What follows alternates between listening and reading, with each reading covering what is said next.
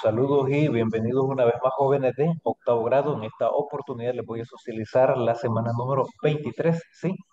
La semana número 23 de Ciencia, Salud y Medio Ambiente. Recuerden, esta básicamente ya corresponde al tercer trimestre. Ya estamos en la recta final del año escolar. Tercer trimestre, unidad número 8, dinámica de los ecosistemas. Contenido, introducción y flujo de energía en los ecosistemas. Siempre se les hace una recomendación de que pueden ir sintetizando o resumiendo los párrafos con la información que sea más pertinente, más oportuna. ¿Qué debes saber? Introducción. Intenta responder las siguientes tres preguntas con una sola palabra común. ¿Qué se necesita para que un carro funcione y pueda transportarnos de un lugar a otro?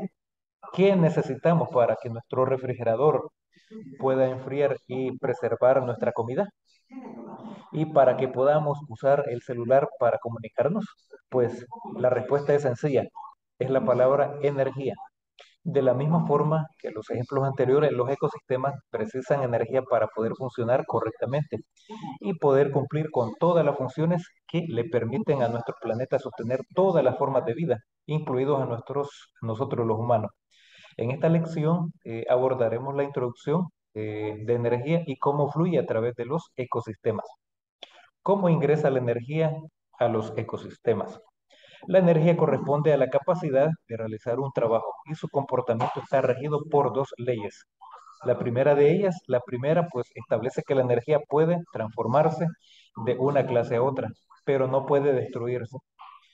Por ejemplo, la energía lumínica proveniente del sol se transforma en energía química en el proceso de fotosíntesis.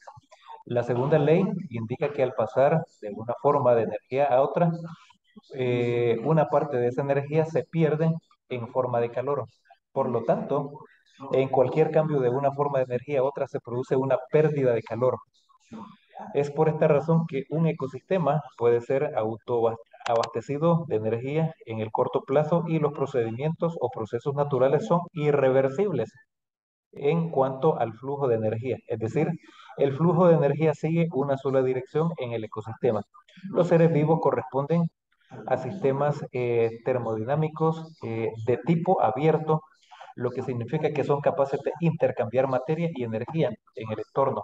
Por lo tanto, necesitan continuamente el aporte de energía y materia para mantener su estructura y organización. La contribución más grande de energía proviene del Sol. Ya sabemos que ese es el astro rey, que lo tenemos pues ahí y que gracias a eso pues tenemos la temperatura que tenemos en el planeta Tierra y por supuesto también en El Salvador. Tipos de alimentación. Los organismos vivos necesitan alimentarse para poder realizar sus procesos vitales, pues del alimento que se obtiene de la energía y la materia prima constitutiva. Todos los seres vivos extraen esta energía de compuestos orgánicos, es decir, sustancias a base de carbono. Algunos organismos, como los autótrofos, pueden obtener el carbono constitutivo y energético de una fuente inorgánica. Por ello se dice que producen su propio alimento. Las plantas son un claro ejemplo, porque las plantas no salen, digamos, ahí a perseguir su alimento, no. Las plantas están estáticas, están inmóviles, están en un solo lugar. Entonces, ¿cómo es que se alimentan? Pues a través de ese proceso, porque son parte de los autótrofos. Eh, Luego tenemos que, por lo tanto, podemos identificar diferentes tipos de alimentación en un ecosistema en función de cómo el organismo obtiene su alimento o, en otras palabras, según la forma en que los organismos obtienen la energía para poder realizar los procesos vitales. Podemos distinguir esencialmente a productores y consumidores. La materia y la energía circulan a través de la biosfera y los ecosistemas en forma de relaciones tróficas. Trofos en griego significa comer. Las relaciones tróficas se suelen representar mediante cadenas alimentarias o tróficas, donde cada organismo puede ser considerado como alimento de otros. Y ahí está una cadena, básicamente. Las cadenas tróficas están formadas por varios eslabones o niveles tróficos. Uno, productores. Son organismos autótrofos capaces de introducir la materia orgánica al ecosistema y con ello su energía útil. Para lograrlo, captan y transforman la energía luminosa o química a través de procesos como la fotosíntesis. Constituyen el primer nivel trófico. Y ahí tenemos, por ejemplo, el carbono con el oxígeno 2 más el agua, que es el H2O, básicamente hidrógeno con oxígeno. Y materia orgánica, ahí tenemos más el oxígeno. La materia orgánica fabricada es utilizada por los propios organismos fotosintéticos para el mantenimiento de sus procesos vitales mediante la respiración que, tras ser utilizada en procesos vitales, se transforma en calor. Y ahí tenemos un pequeño ejemplo de materia orgánica. Tenemos oxígeno 2, carbono con oxígeno, el hidrógeno con oxígeno, básicamente, que es el agua, y más la energía. La energía restante se acumula en las estructuras vivas, pudiendo ser transferida en forma de alimento a los seres heterótrofos. Y ahí tenemos dos, los consumidores, que son los organismos heterótrofos que se alimentan de seres vivos, animales o vegetales. Podemos distinguir varios niveles. Ahí tenemos consumidores primarios o herbívoros, consumidores secundarios o carnívoros, y también tenemos los consumidores terciarios o carnívoros finales. Eh, Cabe destacar también que estos los tenemos o básicamente como descomponedores, que son las bacterias y los hongos, quienes metabolizan los restos orgánicos e inorgánicos de otros seres vivos y los transforman en materia útil para los productores. Ahí tenemos entonces la primera figura, un esquema del flujo de energía entre los distintos niveles tróficos de un ecosistema. Básicamente ahí tenemos como las hojas, digamos, de una pequeña planta. Luego tenemos ahí un consumidor primario, que es un pequeño chapulín, que anda por ahí comiendo hojas. Luego tenemos un armadillo, un cuzuco, en el buen salvadoreño, que se alimenta de los chapulines o saltamontes. Y luego tenemos ahí una especie como de águila, que ese es el consumidor terciario. Y los descomponedores, ahí tenemos también los hongos. Luego tenemos también ahí en la siguiente figura, pues un ejemplo de cadena alimentaria. La rata, pues, se alimenta. Ahí tenemos un ejemplo, una especie así de básicamente de arbustos. Luego, pues, la serpiente se come a la rata, el águila se come a la serpiente, y pues ahí más adelante tenemos cómo la calor o el calor, pues, también incide de una forma directa en este ejemplo de la cadena alimentaria en ecosistema terrestre, tomando ahí, dice la edición Salomón 90, novena edición. Luego tenemos la cadena alimentaria. Es un diagrama simple que muestra una de las formas en que la energía fluye a través de un ecosistema. Más adelante también tenemos que en cada nivel de la cadena alimentaria se pierde bastante energía, aproximadamente solo un 10% de la energía pasa al siguiente nivel. Debido a la gran pérdida de energía que la mayoría de las cadenas alimentarias tienen solo unos pocos niveles, no hay suficiente energía para niveles superiores. Y ahí tenemos un claro ejemplo en la figura número 3, ejemplo de la red alimentaria en ecosistema terrestre. Esto es en terrestre.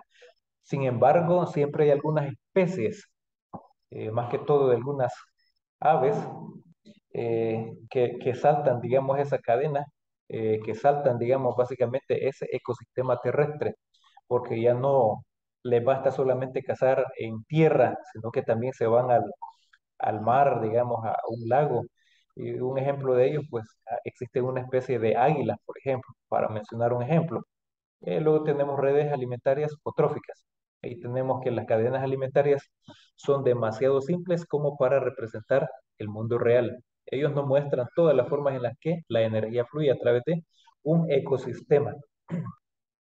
Una red alimentaria consiste en muchas cadenas alimentarias sobrepuestas, y además de eso, pues las redes alimentarias también se sobreponen. Por ejemplo, un águila es parte de una red alimentaria de suelo, que es terrestre, pero podría ir al mar a cazar un pez. Ese pez es parte de una cadena alimentaria marina. Entonces, no siempre se va a respetar esa cadena. Básicamente, con ese ejemplo, luego tenemos los flujos de energía entre niveles tróficos. El sentido de transferencia de energía en la cadena trófica es unidireccional y por otro lado, o por lo tanto, pues es abierto. Y ahí tenemos el flujo de energía, es unidireccional, acíclico y abierto. También tenemos el flujo de materia, es cíclico y cerrado. Y suponiendo que el flujo solar sea constante, pues la cantidad de radiación solar que llega a la Tierra varía en función de la duración del día a causa de la rotación terrestre. La inclinación del eje de rotación y las estaciones del año debidas al movimiento de traslación alrededor del Sol. Todos esos elementos o factores inciden de forma directa también en esta cadena alimenticia. El objetivo fundamental eh, de los ecosistemas no es captar la máxima cantidad de energía, sino utilizar solamente la energía necesaria para el mantenimiento de la máxima cantidad de organismos que permiten el resto de los factores limitantes. Básicamente, pues el astro rey, que es el Sol, es la que proporciona la mayor cantidad de energía de forma directa a todo tipo de ser vivo, ya sea en el reino de eh, animalía o en el reino plantae, para dar un caso. Luego tenemos las pirámides tróficas, que es una pirámide trófica, una representación esquemática de las relaciones alimentarias que se establecen en un ecosistema. En la base de que se representan los productores, en el escalón más alto, los animales que no forman parte de la dieta de ningún otro. Ahí pues podríamos visualizar este, por ejemplo, un águila, más abajo está un ave de otra especie y allá más abajo pues está un saltamontes, para dar un pequeño ejemplo. Entonces ahí tenemos consumidor primario, pues el saltamontes, el secundario pues una ave y el terciario pues es un águila. Entonces básicamente así como funciona la cadena alimenticia. Luego tenemos las pirámides de energía. Las pirámides de energía son representaciones que muestran el flujo de energía de unos niveles a otros. Luego tenemos pirámides de números, pirámides de biomasa, que estos muestran la cantidad de biomasa en un momento determinado en una parte del ecosistema. Y pues estas pirámides de biomasa se pueden indicar los valores numéricos de cada nivel. Se pueden representar o grupos tróficos o una cadena trófica en concreto. Bueno, una vez habiendo sintetizado la información y habiendo dibujado algunas de las figuras, eh, se pasa ahí el ponte prueba y aparecen básicamente tres aseveraciones donde se va a completar con falso o verdadero. Y pues no me voy a entretener tanto en esta porque la clave de respuesta ya la tienen en la guía, ya sea en forma física o en digital. Luego tenemos ahí el resuelve. En el resuelve se va a construir una pirámide trófica. Se van a utilizar una serie de materiales. Estos materiales no los vas a escribir, por supuesto que no, pero sí léelos porque vas a necesitar hacer básicamente esto. Y ahí están las indicaciones anteriormente. Y vas a recortar y vas a formar, vas a dibujar una pirámide.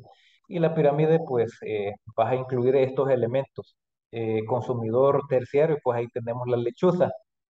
Y vas a hacer un dibujo de una lechuza. Luego el consumidor secundario es una serpiente. Vas a dibujar también una serpiente. En el consumidor primario, pues vas a dibujar un ratón.